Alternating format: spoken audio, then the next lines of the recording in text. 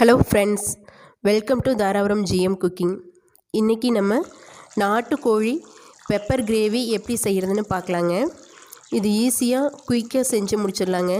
சளி இருமலெல்லாம் இருக்கிறப்ப இந்த மாதிரி பெப்பர் கிரேவி செஞ்சு சாப்பிட்டோம் அப்படின்னா நமக்கு வாய்க்கு ருசியாக இருக்கும். வாங்க எப்படி செய்கிறதுன்னு பார்க்கலாம். அதுக்கு தேவையான பொருட்கள் எல்லாமே எடுத்து வச்சுட்டேன்.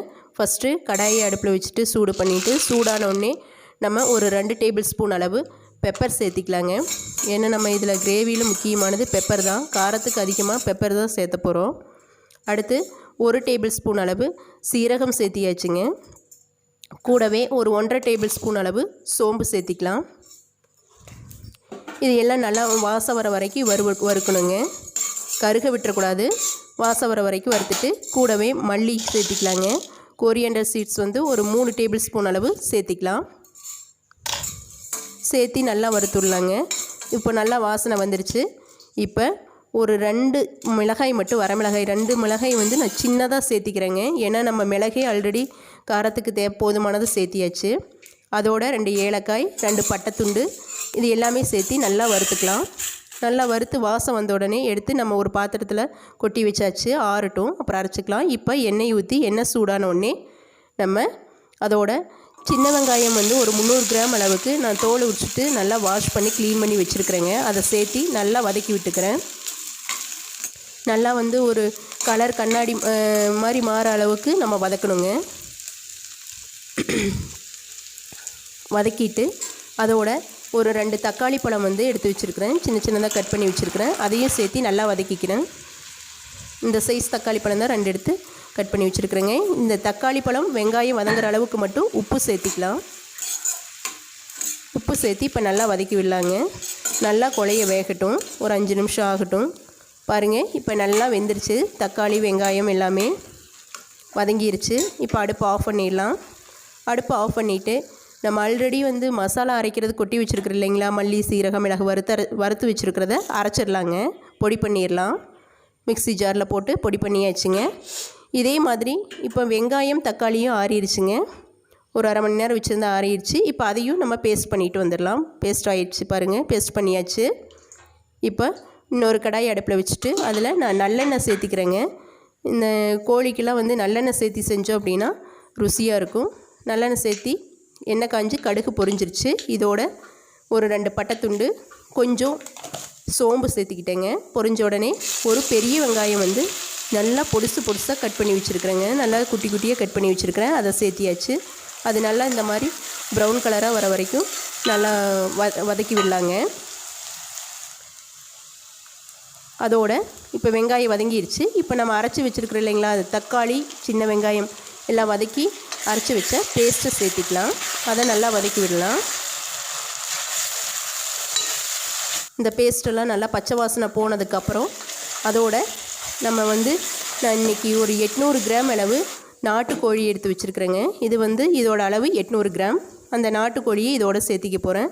800 கிராம் அளவுக்கு பார்த்திங்கன்னா நான் ஒரு 300 கிராம் அளவு சின்ன வெங்காயமும் ஒரு பெரிய வெங்காயம் சேர்த்திருக்கிறேங்க. பாருங்கள், இதோட இப்போ நம்ம ஒரு 800 கிராம் அளவு நாட்டுக்கோழியை சேர்த்தியாச்சு. நாட்டுக்கோழி சேர்த்திக்கிட்டால் தான் உடம்புக்கு நல்லதுங்க. அதனால நம்ம ஆட்டுக்கோழியிலேயே செஞ்சுக்கலாம். இதை நல்லா வதக்கி விடலாம். தண்ணியெல்லாம் ஊற்ற வேண்டியது இல்லைங்க. அதே எண்ணெயில் நல்லா வதக்கி விட்டுட்டு இதோட இப்போ இஞ்சி பூண்டு நான் தட்டி வச்சுருக்கிறேங்க கல்லில். அதை சேர்த்திக்கிறேன். பூண்டு ஒரு 4-5 பல்லும், இஞ்சி ஒரு சின்ன துண்டு தட்டி வச்சுருக்கிறேன். அதை சேர்த்தியாச்சு. அதையும் சேர்த்தி நம்ம கறியோடு சேர்த்தி வதக்கி விடலாம்.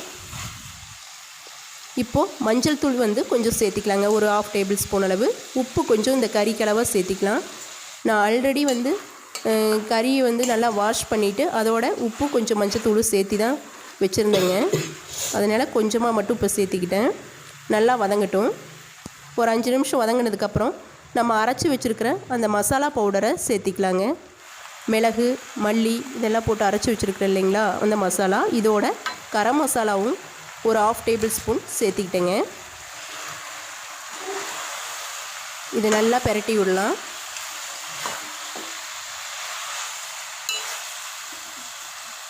இந்த மசாலா நல்லா பெரட்டி விட்டிங்க அப்படின்னா தான் அந்த மசாலா நல்லா கறியில் ஒட்டி ருசியாக இருக்குங்க. இப்போ நம்ம தேவையான அளவு தண்ணி சேர்த்திக்கலாம். ஏன்னா இது நாட்டுக்கோழி அப்படிங்கிறதுனால கறி வேகிறதுக்கு டைம் எடுக்கும். அதே அளவுக்கு தண்ணியும் அதிகமாக தேவைப்படும். அதனால் கொஞ்சம் தண்ணி அதிகமாகவே சேர்த்திக்கலாங்க.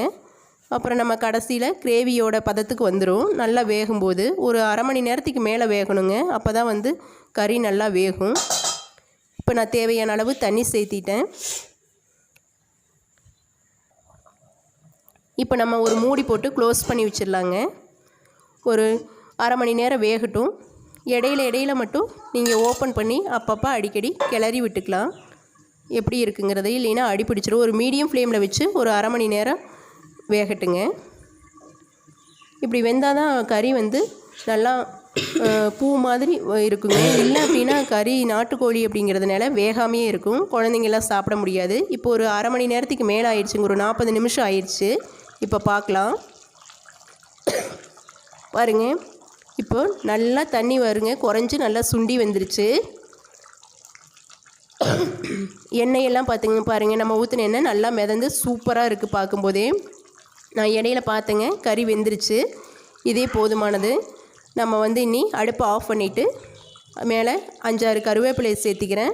அதோட கொஞ்சம் மல்லித்தலையும் தூவி இறக்கிக்கலாங்க. இந்த பதமே போதும். இதுக்கு மேலே வந்து நீங்கள் கெட்டியாக வந்து நம்ம கொதிக்க விட்டோம் அப்படின்னா ரொம்ப வறுவல் மாதிரி ஆகிருங்க. கிரேவி மாதிரி இருக்காது. இது ஒரு செமி கிரேவி பதத்தில் இருக்குது. இந்த மாதிரி இருந்துச்சு அப்படின்னா தான் நம்ம கொஞ்சம் நேரம் ஆறும்போது வந்து கரெக்டான பதத்துக்கு வரும். அதனால் இந்த கன்சிஸ்டன்சி எனக்கு போதுமானது. உங்களுக்கு வேணும் அப்படின்னா இன்னொரு 5 நிமிஷம் விட்டீங்க அப்படின்னா இன்னும் கிரேவி வந்து கெட்டியாயிரும். இது இட்லி, தோசை, சாப்பாடு, சப்பாத்தி எல்லாமுக்குமே சூப்பராக இருக்குங்க.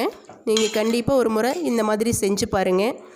உங்களுக்கு இந்த வீடியோ பிடிச்சிருந்துச்சு அப்படின்னா கண்டிப்பாக ஒரு லைக் பண்ணிவிட்டு உங்களோட கருத்துக்களை கமெண்டில் சொல்லுங்கள். நம்ம சேனலை இன்னும் சப்ஸ்கிரைப் பண்ணல அப்படின்னா மறக்காமல் நம்ம சேனலை சப்ஸ்கிரைப் பண்ணிக்கிங்க. உங்கள் ஃப்ரெண்ட்ஸோட ஷேர் பண்ணிக்கிங்க. Thank you friends.